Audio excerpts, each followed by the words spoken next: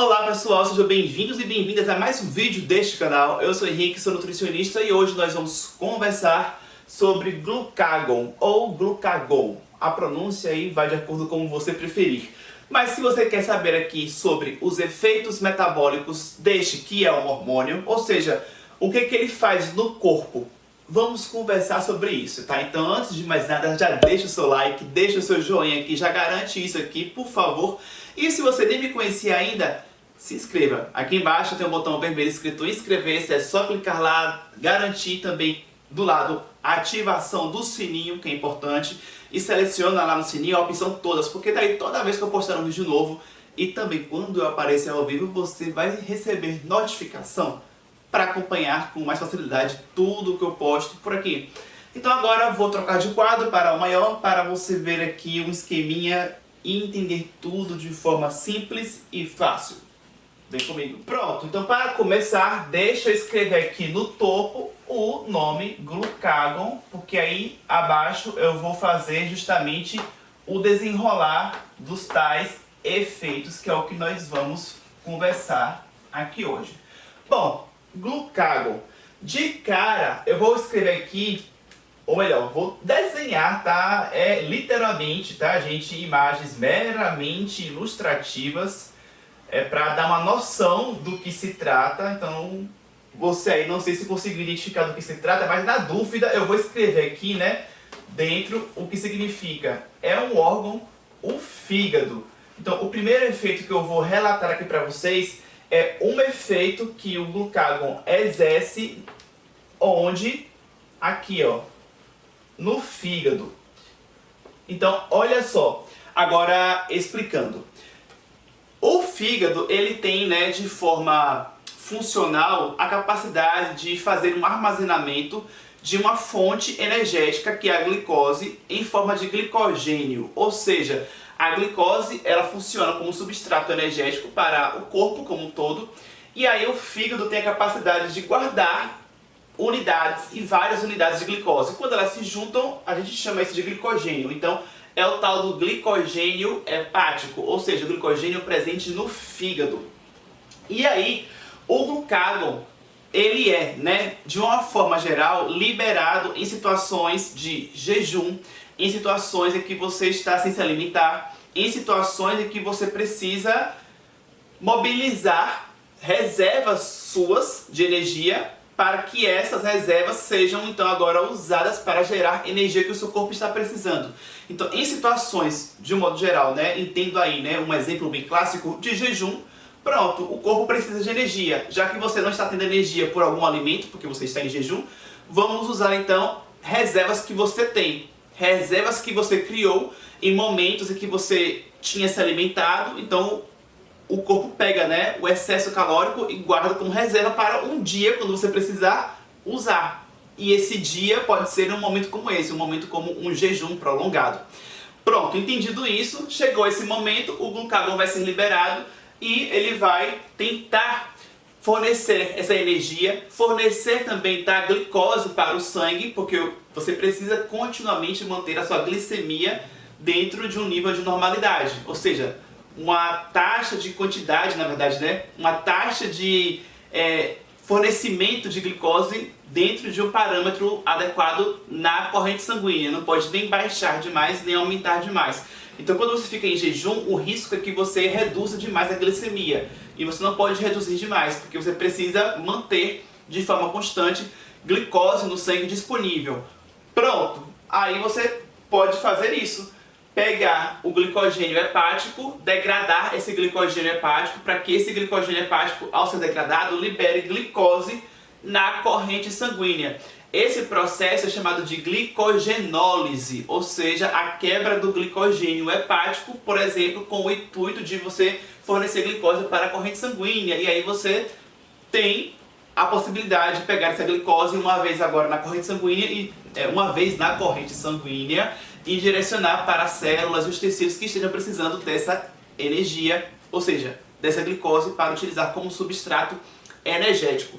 Daqui a pouco eu vou voltar para o fígado, porque a gente vai falar mais sobre ele, mas por enquanto ficamos aqui, tá?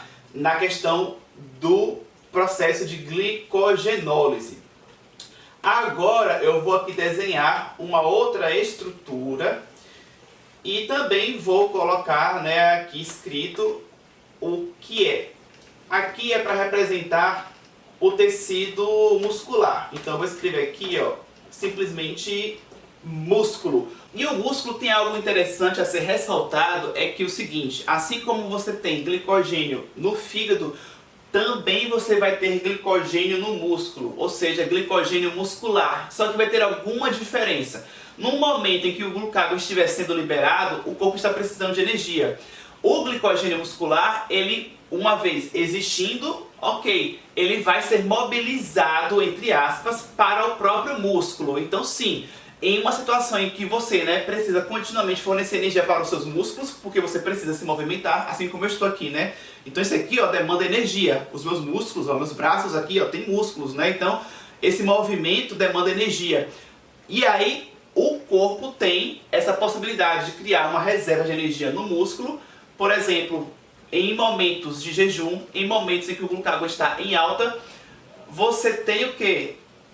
Um momento em que o músculo não está conseguindo pegar energia do que você comeu, porque você não está comendo nada no momento, você está em jejum, né? Repito, para que fique bem claro a situação aí hipotética, o cenário, para você entender. Então, como o músculo tem um glicogênio muscular, ele vai, nesse momento, usar o quê? O glicogênio muscular para si próprio, para as próprias células musculares. É importante que fique claro isso, porque o glicogênio muscular, diferente do glicogênio hepático, tá? Ele aqui, ó, o glicogênio muscular, ele não é usado para normalizar a glicemia, ou seja, o glicogênio muscular não vai ter um processo de glicogenólise, assim como acontece aqui, para fornecer glicose para o sangue, tá?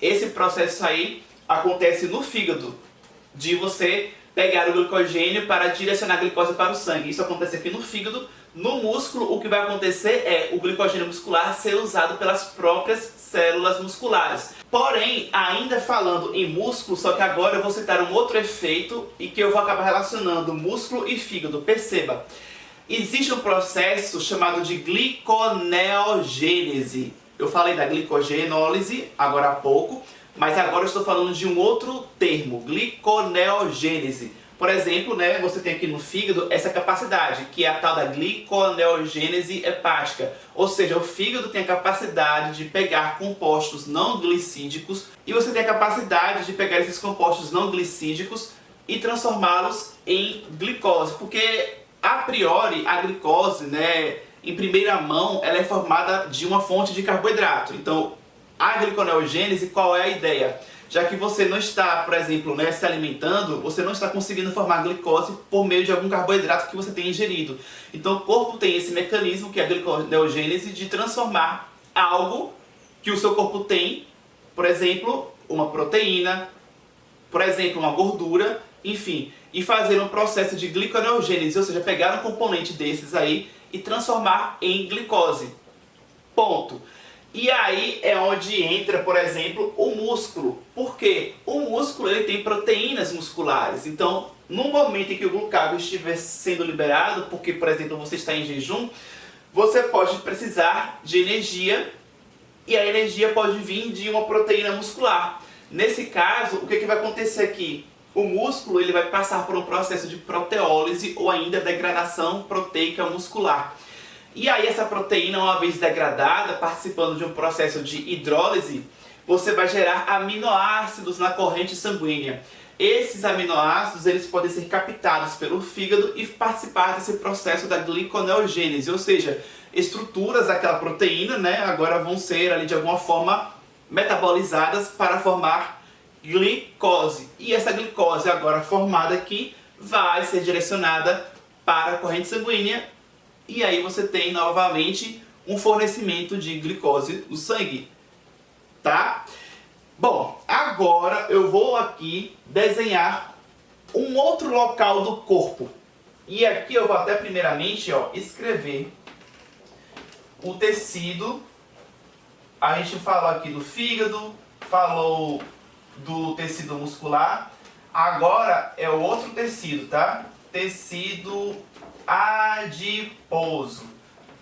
E vou colocar aqui como desenho apenas umas bolinhas, tá? Que é para representar células, ou seja, células adiposas.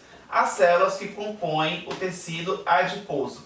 De forma resumida, o que é tecido adiposo? É onde você armazena a gordura. Então aquela gordurinha aí que você armazena no seu corpo, esse armazenamento de gordura se dá nessas células aqui. As células adiposas, e essas células compõem em conjunto o tecido adiposo. Qual é a influência do glucágon, por exemplo, no momento de jejum? Ele vai agir no tecido adiposo, né, com que intenção?